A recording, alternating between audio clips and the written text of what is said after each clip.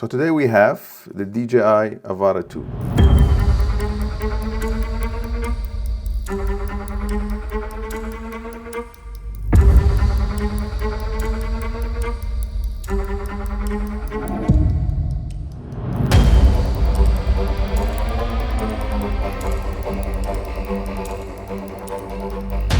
I bought this 3 months ago, and I want to share my experience owning an FPV drone for the very first time. I never flew FPV drones before, and I know this is just the entry level. And I had a client that wanted some shots using this specific drone, so I was like, okay, it's a good investment, and I went and bought it. Now, when I first bought it, I used the stick that comes with, because that's in the package. I got the package with the 3 batteries. I'll go through the package afterwards. Using the stick was all right, was nice, but I couldn't get some of the cinematic shots. So I figured I need to buy a controller. When I first used this, I couldn't get the drone to go straight. I kept going this way or that way, or like I'm trying to control, I just couldn't. And honestly, it was still under 15 days, and I was like, I don't know, should I return it? It's just not working out. But then I was like, nah, I'm not giving up on this. I'm not giving up. So I was like, I need to find like an app to practice. And by the way, I'm not sponsored by any of these companies, DJI, or the app that I'm going to mention right now, which is called Uncrashed.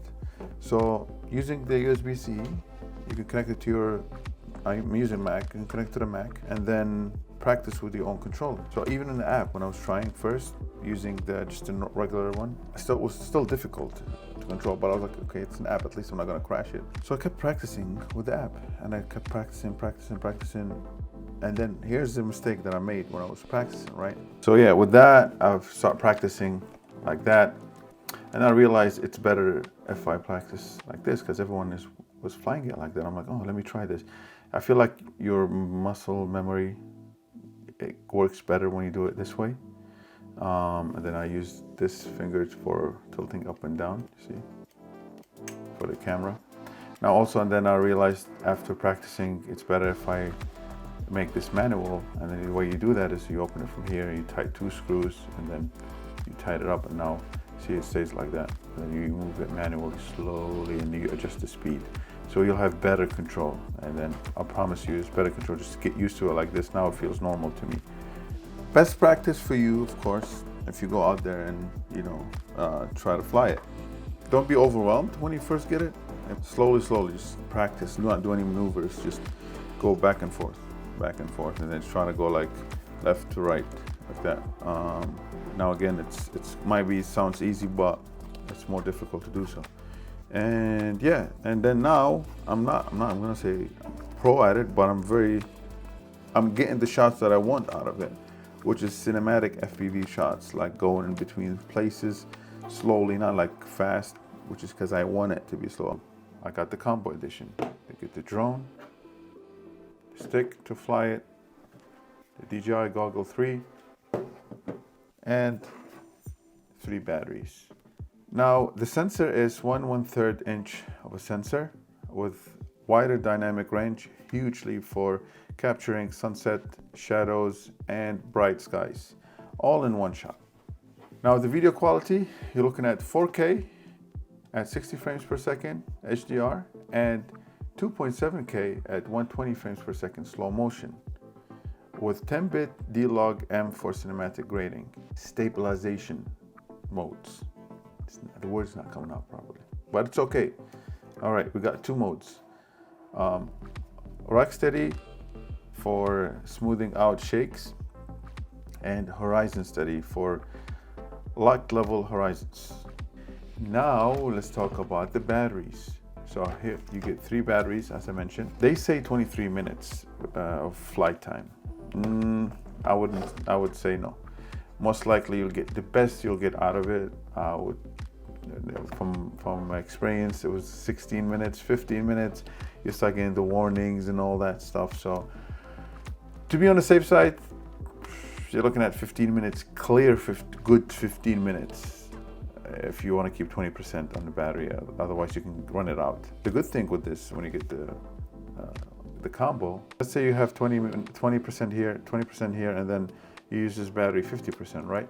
You can take the 220s from here and dump them here by using this button right here. You press and hold it, and then it will start switching. But now they're all full, so it's not going to do anything. So these are the goggles, Model 3. The battery comes in the back, but you charge it, of course, from here. Now, whatever you do with these goggles, do not leave them this way under the sun, because you'll burn the screen that's underneath.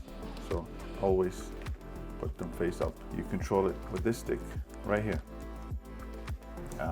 If you're into aviation like I am, it feels like an Airbus, because Airbus has a stick to fly it. So like, you know, you go like up, down, and now when you turn, you cannot turn like this, like gimbal. You have to go with the wrist. With this, you're not gonna get the cinematic shots that you want, or at least that I want. So that's why I went ahead and spent another $200 on this. I feel like it's overpriced, but it is what it is. What are you gonna do? So yeah, this is it, and let's go fly it out and see some shots with this. So I have it right there. I'm gonna go ahead and fly it. See you on the other side. Motors are on. Fix my goggles first. Okay.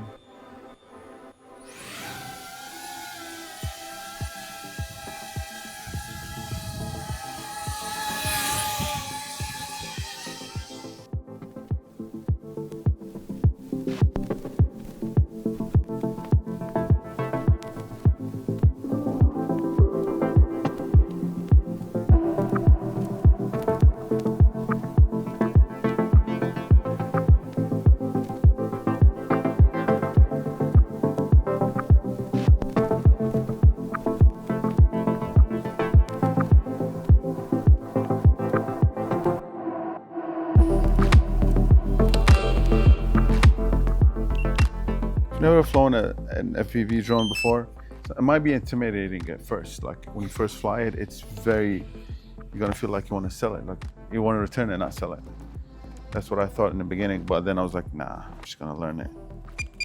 So yeah, I'd recommend it, honestly. If you love drones, if you love your drone shots, if you're trying to add shots that you cannot do with your regular drones, you can only do it with this FPV drone. Don't expect to get those shots in the very first week.